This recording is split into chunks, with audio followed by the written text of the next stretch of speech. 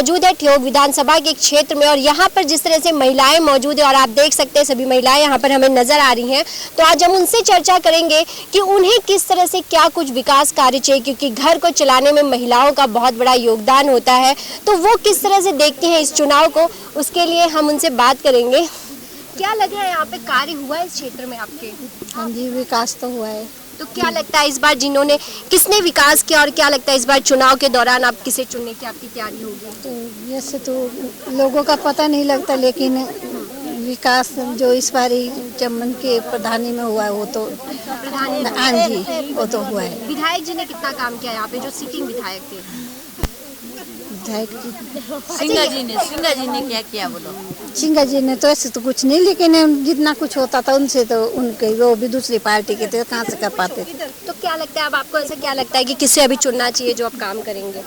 तो अब तो भगवान ही जाने, हम क्या बता सकते हैं। अब लोगों की अपनी मर्जी होती है, अब अपना सब। आप किस कैंडिडेट को, किस प्रत्याशी को देखते हैं कि जो लगता है आप लोगों की सुनेंगे? हाँ, तो ऐसे सोचते हैं कि जो हमारी सुनेगा उसी को हम वोट देंगे। तो क्या लगता है, आप क्या सोचती हैं, कौन है जो आप जनता की, जो पब्लिक की समस्या? सब ऐसे तो मोदी आना चाहिए। मोदी आने चाहिए। मोदी जी कार्य करते हैं। हाँ, तो ठियोग विधानसभा में कौन है जो भाजपा से प्रत्याशी है?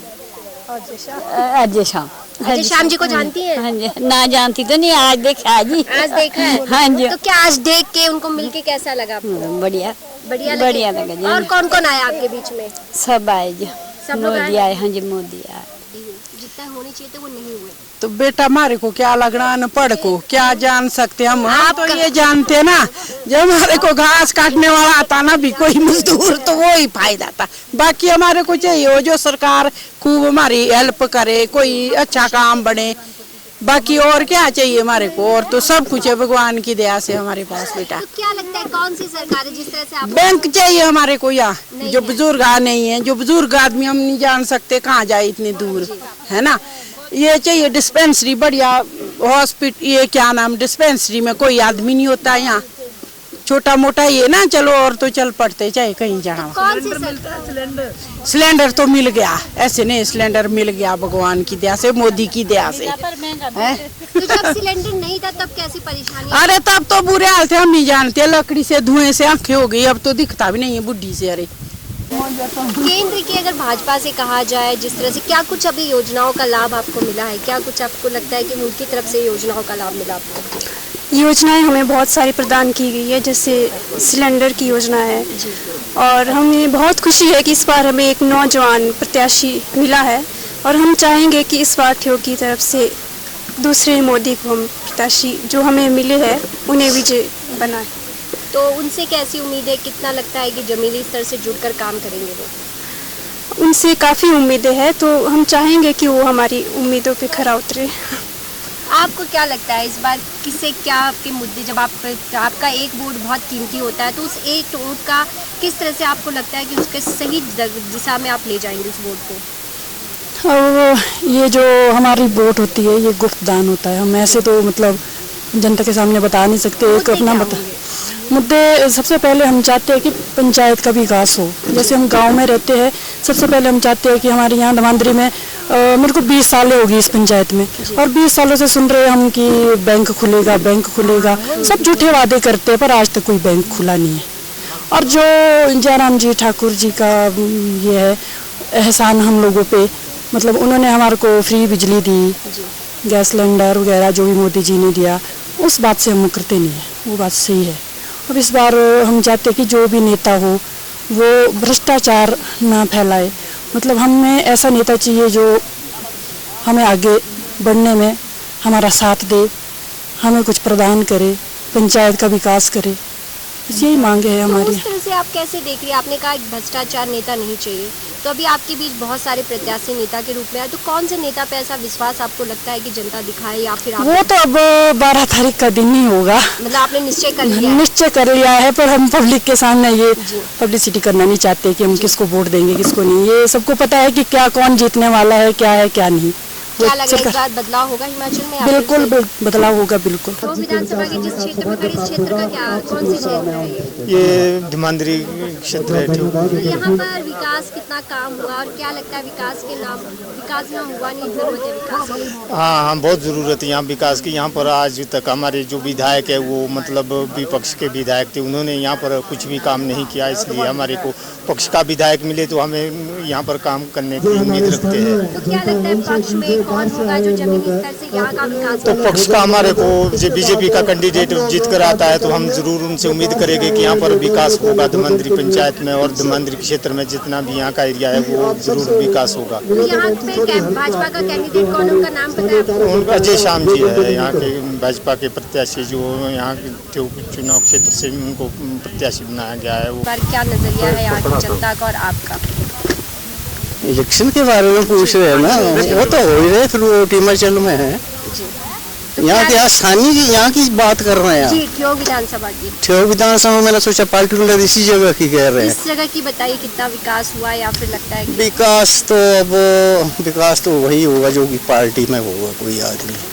वैसे तो विकास होना बड़ा मुश्किल है। 5 साल हमारे वैसे ही निकल गए, कुछ नहीं हुआ विकास। तो आप भी तो रिपोर्ट करते होंगे, देखते होंगे, कुछ हुआ कुछ आपको भी लगता है? क्या लगता है यहाँ पर बदलाव होगा इस बार? बदलाव होना तो चाहिए, बिल्कुल होना चाहिए। पार्टी में रह कर की बदलाव भी होगा, काम भी होगा, मेरा अपना ही मानना है। बाकी तो रेवड़ी वाले आप तो सुनते होंगे आप तो रेवड़िया वाले तो बहुत है, झूठे आश्वासन देते हैं। 300 मिनट बिजली फ्री देंगे, पानी फ्री देंगे, लेडीज के लिए 1500 रुपए देंगे, पता नहीं कितनी कितनी झूठी घोषणाएं करते हैं। मतलब तो कांग्रेस के वादों को आप झूठा बता रहे हैं? ये सब है, सभी पार्टियां झूठी वादे करती हैं। तो मुझे तो ऐसा ही लगता है। वो फिर उस वाली बात, मोदी वाली बात नहीं लगी थी, 1500 खाते में आएंगे, 2 करोड़, होता कुछ नहीं। चलो ये कि काम बीजेपी ने फिर भी कुछ काम किया है। बीजेपी की कौन कौन सी योजनाओं का लाभ हुआ है आपको या फिर महिलाओं को? विशेष करके तो आयुष्मान भारत विशेष करके और हिम केयर वगैरह जो ये हैं। फिर जो गांव में विशेष करके जो गरीब परिवार थे जिनके कोई खाते खुलवाए, उनके अकाउंट में पैसे गए हैं। तो योजना तो बहुत सारी है, ऐसा तो कुछ नहीं कि जो नहीं हो, परंतु ये है कि अगर हो जाए तो अच्छा है, परंतु बाकी ईश्वर जाने क्या होता है। डबल इंजन सरकार को मिलना चाहिए बेटा, हमारा लाभ तो उसमें है। अब सेंटर में नरेंद्र मोदी है, वर्ल्ड फेम है, अगर हम ना माने, हम उनका सत्कार ना करें तो हमारी बेवकूफ़ी है। आज देखो वर्ल्ड में जो है छाए हुए हैं, सारे मानते हैं।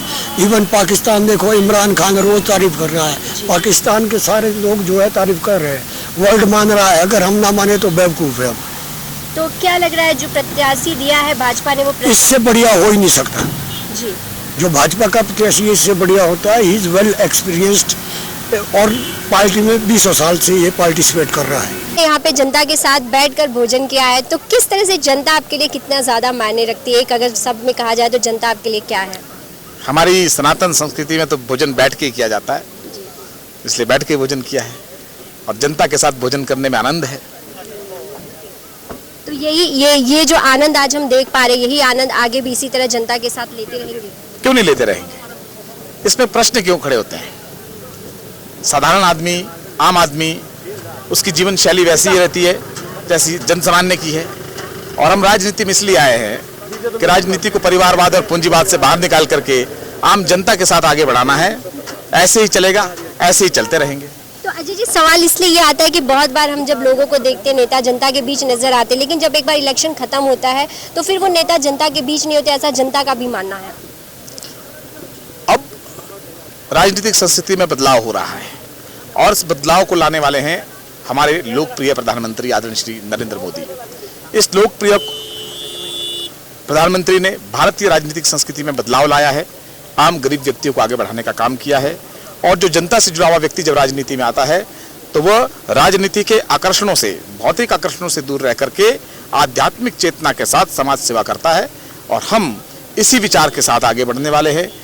हमारा जो विचार परिवार है, हमारा जो मूल विचार है राष्ट्रीयता का, सामाजिक समरसता का और देश को परम वैभव की तरफ ले जाने का, उस परम वैभव की स्थिति को तभी प्राप्त किया जा सकता है जब जन सामान्य को साथ लेकर के आप आगे बढ़ेंगे। इसलिए जनता के बीच में रहना, जनता का जैसा व्यवहार है वैसा व्यवहार अपनाते हुए अपने आप को नेता नहीं बल्कि कार्यकर्ता मानते हुए काम करना, यही हमारा राजनीतिक दर्शन है और इसी दर्शन के आधार पर हम राजनीति में काम करते रहेंगे। आज आप इस क्षेत्र में यहाँ जनता के साथ गए तो यहाँ की जनता का ये कहना है कि यानी बहुत सारी समस्याएं हैं, तो किस तरह से जनता के बीच आकर आप उनकी इन समस्याओं को दूर करने का वादा यहाँ के लोगों से आप कर रहे हैं? हमारे प्रधान जी का आपने भाषण सुना होगा, इन्होंने समस्याओं का जिक्र नहीं किया। इन्होंने जो समाधान पिछली सरकार ने, हमारी वर्तमान जो सरकार है जयराम ठाकुर जी की, इन्होंने लाखों रुपए की योजनाएं गिना दी जिस पंचायत के लिए आई हैं। अगर यहाँ कोई समस्या है तो समस्या यहाँ का जो नेतृत्व जिस विधायक के पास है, कम्युनिस्ट विधायक यहाँ है, धरना देने वाला विधायक है, वो सबसे बड़ी समस्या है और उस समस्या को दूर करने का जनता ने मन में ठान लिया है। आप देख रहे हैं सक्षम न्यूज इंडिया, सबसे पहले सबसे तेज।